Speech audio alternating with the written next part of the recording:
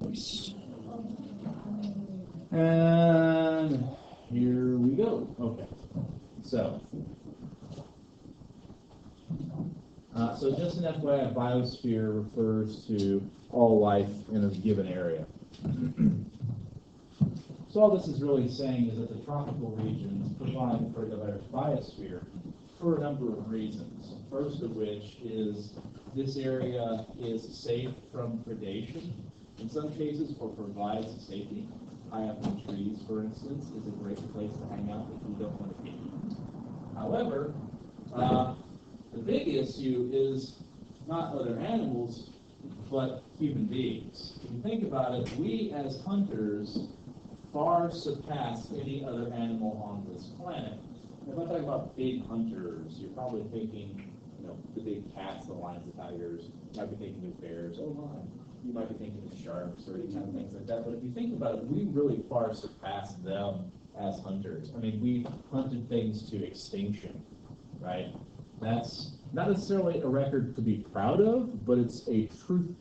And so being far removed from human beings, all these animals can survive in large numbers. Although, to be fair, the highest concentration of these animals are, of course, insects, of which there are more varieties in South America than pretty much anywhere else on the planet.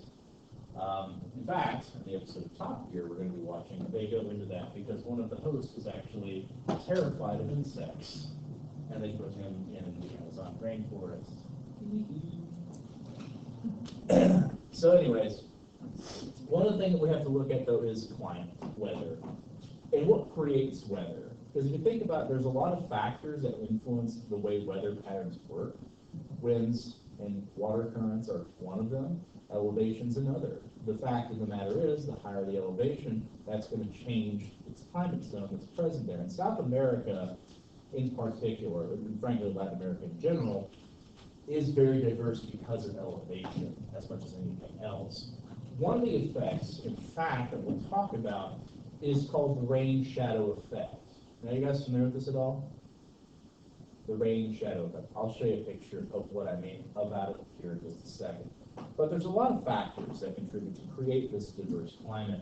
And it's just kind of interesting to see the interactivity amongst all these sort of things. And that's also why it's so freaking hard to predict the weather and get it right, because you never know what's going to change quite suddenly and make something happen that's totally unexpected.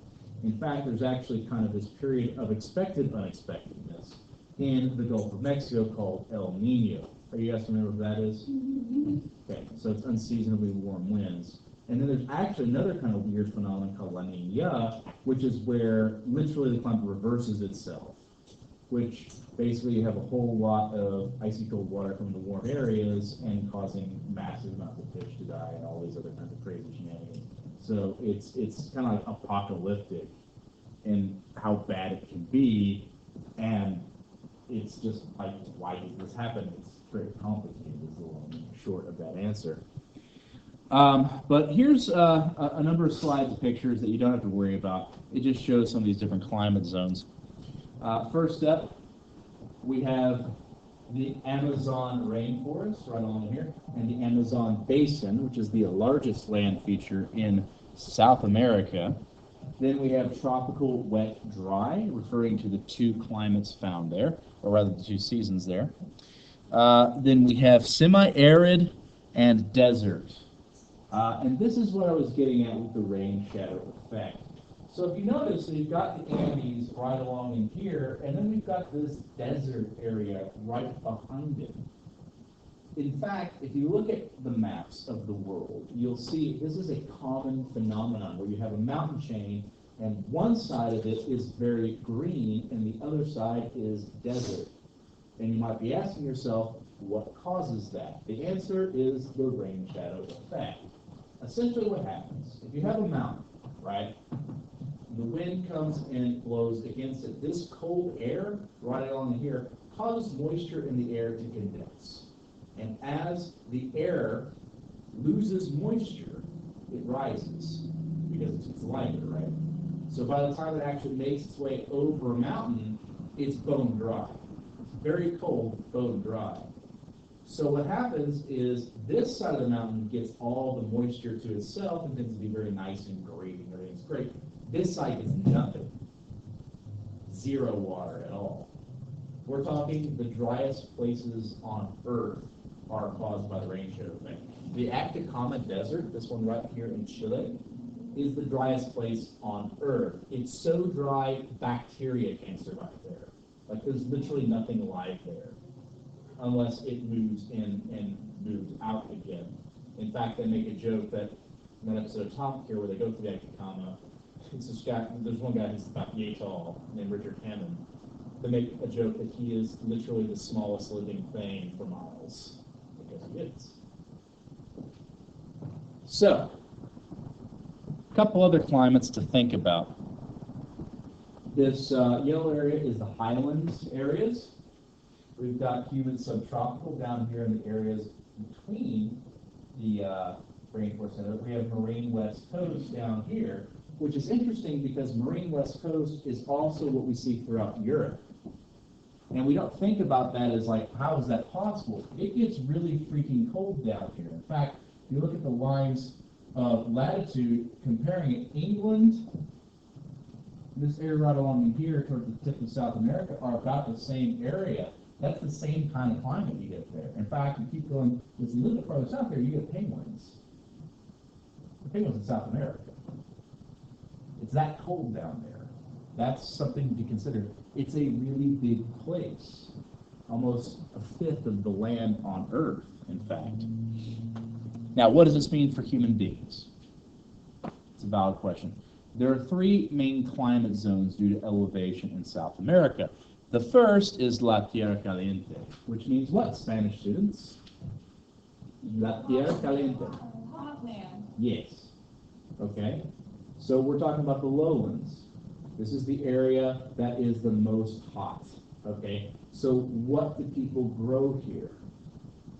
Well, if you think about foods that are from this area or that grow really well in this area, they're frequently tropical fruits. Bananas. We also have pineapple, things like that. You also have sugar. Sugar grows really, really well in this area. And that's one of the principal reasons it was settled in the first place. Lastly, cacao, which is something that is indigenous to this area of the world. These other two are not. Bananas and sugar, not so much. Although, don't quote me on the bananas because there's different kinds of bananas. I might get that mistaken. But from my knowledge, the types of bananas grown there are not indigenous. Although I could be wrong. But cacao is. You guys know what cacao is? Okay. It's this picture right down here at the bottom. It's these little pods. You crack them open inside of these little white beans. Right?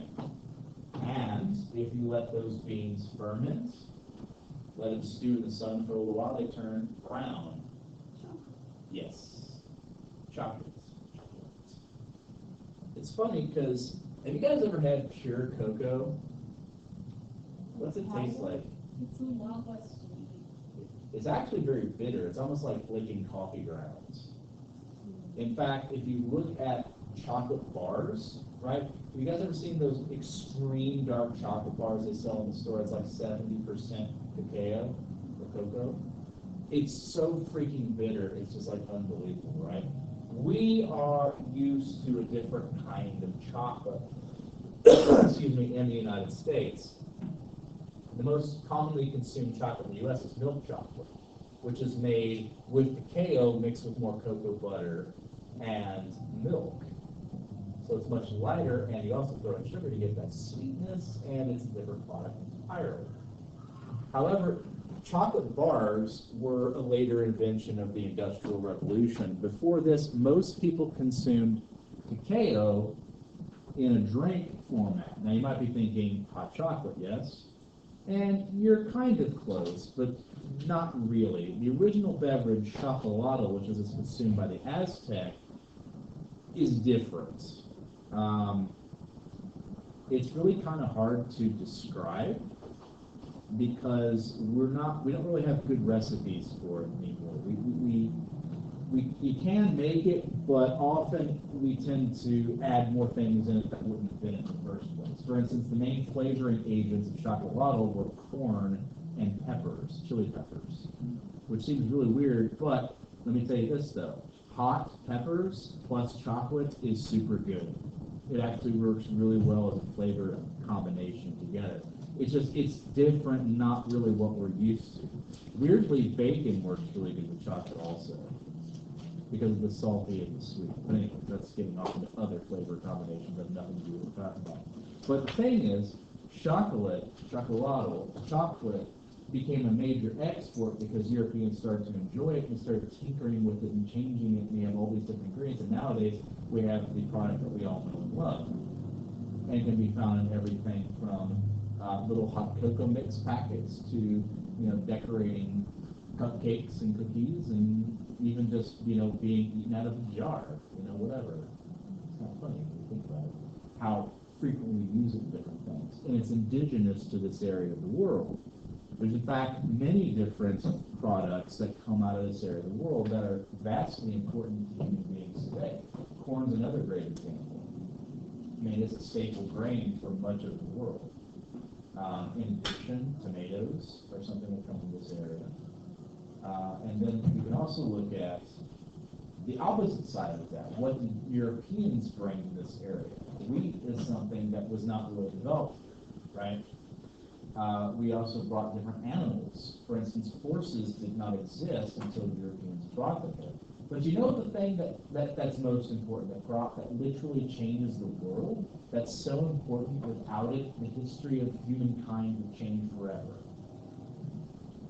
Potatoes. True story. Potatoes change the world. Potatoes are great. And are indigenous to this area of the world, but we'll get to them here in a second. Our next area is La Tierra Templada, temperate zone. Temperate, moderate climates. Crops that are most suitable for growing here include coffee, corn, and cassava. Again, let's address some of these. Corn and cassava are indigenous to Latin America. Coffee is not. Does anybody know where coffee originates from?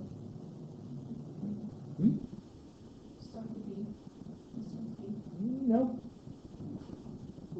Most people tend to think Colombia or places like that, but it's not from there. You're on the right track. That's in Asia. China? Nope. Farther west. Russia? Farther west. West. That's east. Oh. Saudi Arabia. Most people are, I find. My wife actually learned starboard and larboard before she learned left and right. So that's helpful too, though. But Arabia, in fact, it was so commonly drunk amongst the Muslim populations of the Arab Bedouins and these other groups that Europeans started calling it Arab wine, because Arabs don't drink alcohol. It's part of the Muslim faith, you don't drink alcohol, but coffee's okay. And so it was wildly consumed. And it's been moved to this area because, again, it grows very well there, and it's a cash crop that, the world consumes insane amounts of. I'm going to show you guys a video about it later, specifically how much of it is consumed, but the main thing has to do with caffeine. It's the most commonly addicted drug in the world. More people are addicted to caffeine than pretty much anything else. By the way, out of just interesting curiosity, do you know what other thing people are addicted to more than anything else in the world? Well, that's actually, that's not technically a drug. It's actually, well, other than caffeine, it's lip balm. Does it have something in it that makes you want to keep using it or something? Well, what happens is many of them replace the moisture your lips naturally use, so your body becomes dependent on, which is the textbook definition of addiction. But we're getting sidetracked. Coffee grown in this area, as is corn. What in blue blazes is cassava, you might be wondering. Cassava is this stuff in the buckets. It's a plant that's grown in this area. It's one of the principal grains for many different cultures, and it's also poisonous. If you eat it raw, it kills you because it's got arsenic in it. But if you filter it with water, you can actually make it into all kinds of stuff, everything from pancakes to bread, which seems very weird, but it is a type of grade. It's actually very, very similar to potatoes, in fact. It's like kind of halfway between the potato and the plantain. So it's kind of an interesting crop. It's actually a delicacy in some places and just kind of a staple food crop other places. It's just kind of an interesting thing, I feel. All right, next up. If we've gone to the hot, to the temperate, guess where we go next? La Tierra Fria. Yes, the cold land. This area is basically going to be the highlands. And the only crops that grow well there are barley, wheat, and potatoes. Now, why are potatoes so freaking important? Let's talk basic nutrition. Okay? So you guys know that your body needs all kinds of different vitamins and minerals to survive, yes? Did you know that if you ate nothing but mashed potatoes and butter, you would actually have every single nutrient you need? Now, you'll hate life if you do that, as you would if you ate one thing over and over again, but it's one of those complete and balanced diets, sort of like rice and beans. Now, here's the thing is, most of us take for granted the fact that there are food resources out there for you right now. You know, it is very easy to go buy food, provided you have the resources for it, and have everything you need. There's never a limit to it. Most peoples in history have lived subsistence agriculture. You guys know what subsistence agriculture is? You know what subsist means, to live on. It's to live on agriculture. In essence, everything you have to live on is what you can grow, what you can raise with your own hands. You get no other food. If all of your crops fail except for corn, you're eating corn for breakfast, lunch, and dinner for every meal until the next planting season. It's not a nice place to be in. It's very hard to survive in this way. And frankly, the best way to guarantee you don't end up malnourished with some kind of crazy disease like scurvy is to make certain that you're planting things all year round that grow well in all different climates as necessary, and make certain that the crops you choose have the highest nutrition for the investment of effort and seed. Potatoes are great. They have a lot of nutrition, but also think about where potatoes grow. Yeah, in the ground, right? Which means they're naturally insulated. You know, the dirt helps prevent a lot of the nastier things out there from getting to them. Furthermore, they're really freaking easy to grow.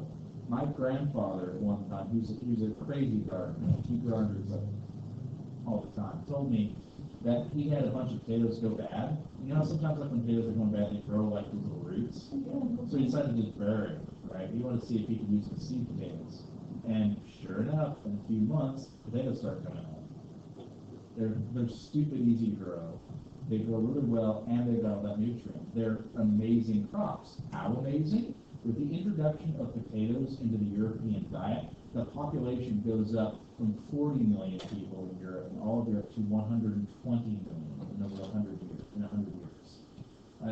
It's an amazing thing, and actually is one of the reasons why the Irish potato famine was so deadly, because the potato crops failed for 3 years.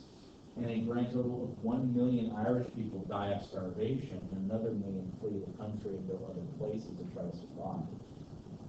But we're talking a tremendous impact. Plus, French fries are delicious. There's always that as well. As far as climate's concerned, it's mostly cloudy forest. Lastly, La Tierra Helada, the frozen land. What grows there? Grass. That's about it. Even trees, we're getting to the area where trees can't grow because simply put, the soil's not good enough, it doesn't get enough water, it's just ill-suited for that process. But it is great grazing land for goats and alpacas and sheep and anything else you can think of. I say alpacas, but I really mean llamas, even though technically they're part of the same family. I just think of alpacas because they're around here. Yeah. They're part of the same family, so nothing really. Technically, alpacas are types of llamas. They're just different breeds, if you will. I don't know the difference, enough to tell you. If you ask Mr. Householder's brother, he can tell you, because he actually herds llamas for a living, or uses them as a wagon train or something. I'm not really sure what he does. I just know he Mr. Householder calls him somewhat tongue-in-cheek the Dalai Lama. There's lots of llamas. But the thing about llamas is they're useful for a lot of different things. Everything from beasts of burden to taking their fur and making them into various clothes, things like that. I think you can drink llama milk. I could be wrong on that. But I do know they're useful for a lot of different types of things. And here's the thing is, you can always live in an area as long as you can adapt to it. And this is one of the ways that they have adapted. They use the higher terrains for grazing goats and other livestock, which wouldn't really be possible other places. You got this okay? Or do you need me to hang out for a second? Because there's really not much more I can talk about this particular slide. It's pretty straightforward. You good, or you want me to hang out for a second? Okay, I presume most everyone's good, so I'm moving on. If not, you got the video you can go back to. All right, so let's talk agriculture. For the most part, peoples have been living throughout this area through slash and burn farming techniques. We actually already talked about this, but just as a reminder, that's where you cut down the trees and rainforests in a wide swathe of farmland, burn everything, and then you take those ashes and mix it up in the soil, causing it to be fertilized. Now, over time, the natural process of rain leaching out the nutrients will make that land untenable. So you have to either A, use fertilizers, which are toxic, or B, move on to the next one, and thus contributing further to deforestation. But this is the number one cause of deforestation in South America, don't make any mistake, is slash and burn farming. Now, there's a couple different ways to fight this. One of the ways that's been moderately successful in places like Bolivia is debt for nature swap. Essentially, a more developed nation will give money by way of canceling debts, provided a country promises to protect rainforest land. They've even tried something kind of similar to preserving wildlife in Africa, but it doesn't work because of poaching. It's not as much of an issue in the Amazon, although certainly there are people who have gone into places to set up farms, and of course you run into that problem as well. The other way is essentially tree farming. The idea is you have this big area of land, then you plant trees behind you after you burn everything, they grow up, allowing for the trees to develop, and you just kind of keep going in a big circle. That doesn't really help the animals or indeed the native peoples who live there, because you're still using this big area of land, you're just using 4 times the amount at any given time. So it's not always that effective. In addition to terrace farming, we'll get to what that is here in just a skinny minute. But basically, these are the 2 main methods of agriculture. And the thing is, we are heavily tied into agriculture because if you think about it, a lot of our food products that we consider comes from many different places. Now, we're talking about, like, when you go buy vegetables from the grocery store, that's probably coming from a local area, or at least decently local, and from the United States.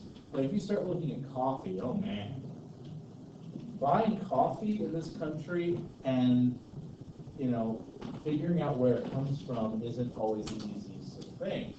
Not to mention the people who work on farms don't necessarily get a fair amount of money for the labor they do. That's where free or fair trade costs and all that kind of stuff comes from. It's a fairly complicated thing we'll get into later, but suffice it to say, it is amazing how much food comes from this area. Beef is a huge thing for them. I forget the exact numbers. I think it's 60 or 70% of the world's beef comes from Argentina, which is just a tremendous number. I don't think we tend to do it as much in the United States because, Texas and all those other areas in the beef producing cattle industry along the Midwest, or not Midwest, excuse me, the Southwest. But it is a thing. But this is slash and burn farming in a nutshell, and basically it creates deserts. In fact, if you look at some of these areas, not only do we have the process of deforestation, in some cases it contributes to desertification. But for the most part, the number one contributor to this is farming. But this is terrace farming, what I was talking to you guys about the other day. This is actually a photo from Machu Picchu, which is this great city established by the Inca up in the Andes Mountains. And what's interesting is how big these things really, really are. little specks right here, those are people. That's how big they are. This area right in here, you can walk up, right? But I mean, each one of these areas, if memory serves, are about 20 to 25 feet wide from edge to edge. So, and then however many hundreds of feet this way. They're just a giant thing and provided for a city to subsist up in the mountains. So that's terrace farming. It's really kind of neat. And it's frankly an engineering marvel. All right, so back to the farmers we were talking about. One of the things we have to understand is that most of the land isn't owned by the people living in that country, in those countries. It's owned by corporations. Companies like Dole or Chiquita own huge portions of land in South America, and they hire farmers called campesinos to work on these farms for very, very little pay. The fact is, in much of South and Central America, there are more farming jobs than there are farmers. And frankly, little family-owned farms can't compete with these big farms. Because the big farms, one of the things about them is they're more efficient. These farms, by the way, are called latifundias. This word right here. They're much more efficient, so that means they can produce crops at a much lower price than family-owned farms can. And when it comes to people like living in the United States, we will buy the cheapest product we can. That's just human nature, is to buy the lowest price thing we can because it's efficient, But this ends up hurting the individuals. So what happens is one of two things. Either A, the farmer runs out of business, has to sell his farm, usually to one of these latifundias, and move to the city hoping to find work in a factory or something like that. Or B, they have to find another way to compete. And the way they've done this is by forming minifundias.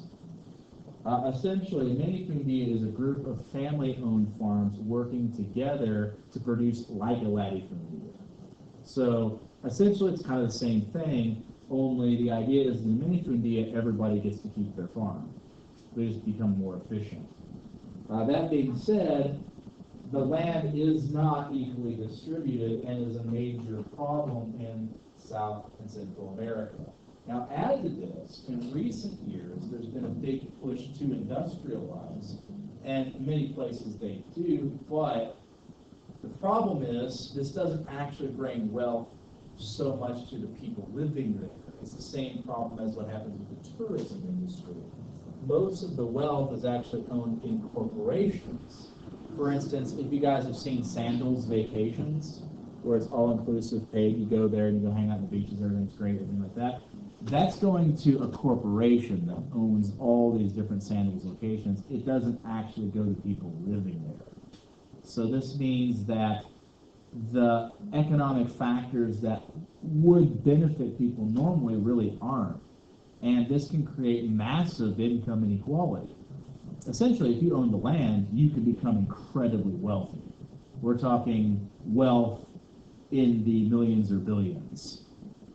If you don't own the land, we're talking poverty to a shocking detail, to a shocking level. And they live more or less side by side.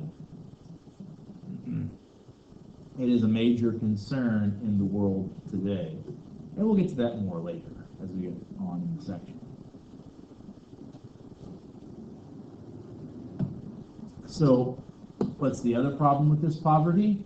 Drugs. You see, producing crops like bananas and coffee and things like that aren't really that lucrative when you have to compete with the latifundias. But if you grow coca to make into cocaine, now we're talking. Now you can make a lot of money through the black market. It's illegal, but it happens.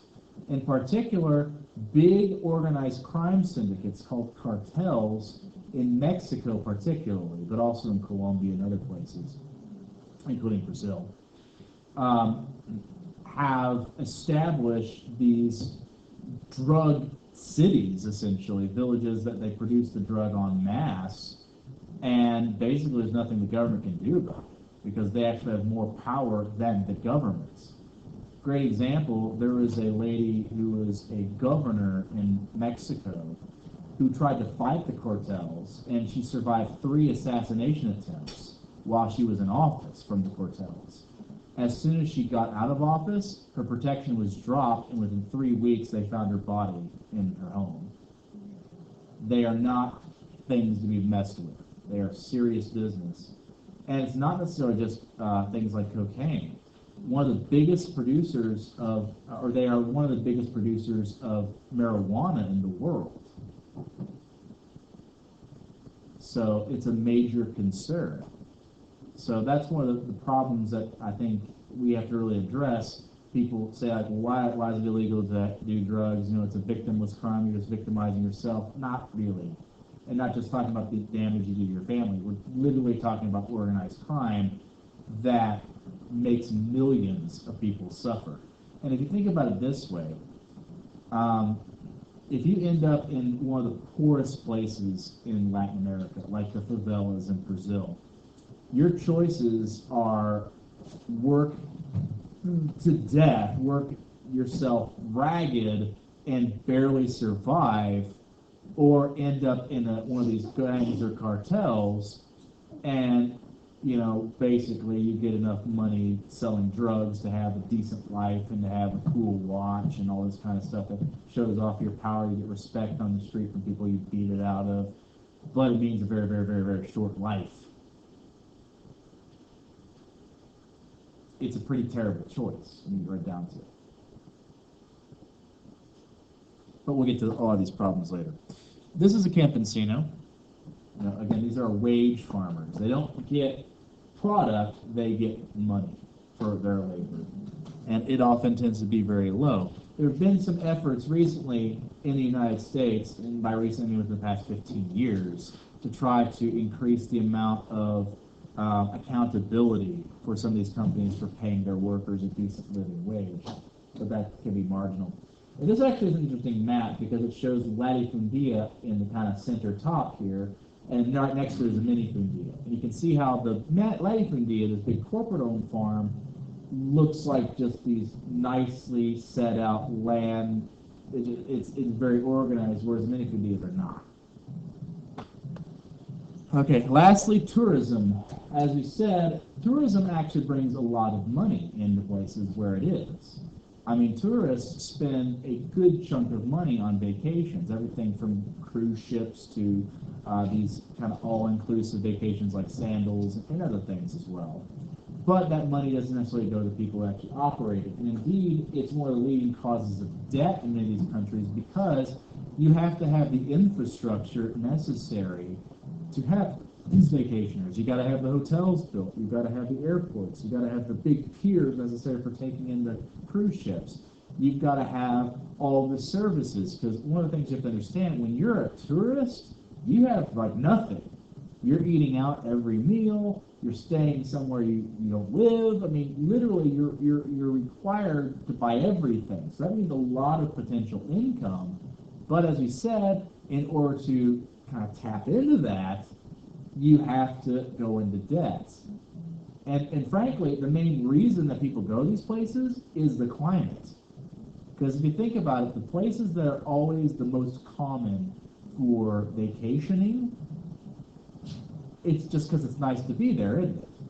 In fact, this area of the world has more of, they have so many nice beaches that I believe of the top 10 nicest beaches in the world, 8 of them are in this area. I've never served like 6 of them all are in Brazil alone. So it's an unbelievably nice area to go. We're talking crystal clear water, wonderful climates, all kinds of fun in the sun activities, and people will pay a lot of money for that. Heck, there are people who buy rooms on cruise ships, and that's just where they live. There's these floating cities that go from place to place. I don't even know how much they are. My parents looked into buying one at one point because they like to go on vacation a lot, and they bought a condo instead. But even so, it's that same mentality of, capitalizing on this nice climate. But the thing is, we also have income inequality because of it. I'll come back to this slide here in just a second. I just want to show you a picture real quick and then I'll come back. This picture shows 3 angles of the same thing. This is a beach in Brazil. I believe it's in Rio de Janeiro. That could be wrong. So you have this, you know, if we can imagine, you know, ignoring this for a second, this picture right here. This looks like something from the brochure, doesn't it? Got these nice white sand beaches and the surf, little things like that. Oh man, yeah, I want to go there. And then if you notice, this is behind it, there's a literal wall right here. And then here's where the people live. And it's kind of almost slums, all stacked on top of each other. Why is the wall there? So you can't see that. Because you think about it, if you were going on vacation, right, and you just want to go relax and have a good time, and then there's all this poverty, right? How much is that going to make you want to just hang out and have a good time? It's not. It's going to bum you out. You're probably not going to want to come back, which is bad. They don't want that. So they literally block you off. They actually have, you know, guards posted places like that so that kids don't sneak in and try to beg for money and things like that, because that would turn tourists off and things like that. So you have this problem. It's very cold, but it's a reality of where these folks live. In fact, it's not uncommon for the people who work in the hotel to live in situations like that. So the money that goes in these places isn't trickling down and enriching the people living there. It is actually getting concentrated in a small percentage of hands and creating this vastly different breakdown of wealth. One of the videos we're going to watch this series is a series called Discovery Atlas, where they go to these different countries and look at how people live. And one of the things you're going to see is in Brazil, how people live in all these different areas. And it's kind of interesting because you see people who maybe don't have any wealth, people who have a lot of wealth, and kind of how they live different lifestyles entirely. It's very interesting. Anyway, are there any questions on this section? This finishes location and place, so we're done with the first 2 themes, Latin America. Are we good on this? Okay. Now, a couple of reminders, and we got about 3 minutes. First off, the plan is to have a quiz this Friday. It will cover this whole section plus the first half of region, which we're going to get to on Thursday. Now, it's my intention for you guys to focus mostly on some of these words. So I might ask you, what is the term for a wage farmer who works on a big corporate-owned farm? You tell me campesino, that sort of thing. So that's what I would focus on as you study. Okie dokes? Lastly, you guys are going to have a new set of maps, right? Those will be ready for you tomorrow. Actually, I've already printed them off, and I was going to bring them up today, but then I got distracted with taking the radio downstairs and didn't have time to come back and get them. So I'll have them for you tomorrow. It's going to be just like what you had with the U.S. and Canada. It's the countries and capitals of Central and South America. There are fewer of them than there were in the United States and Canada, though, so it's not quite as bad. If memory serves, it was like 38 or something like that. But anyways, we good? Fabulous. All right, that's it. I will stop the recording there.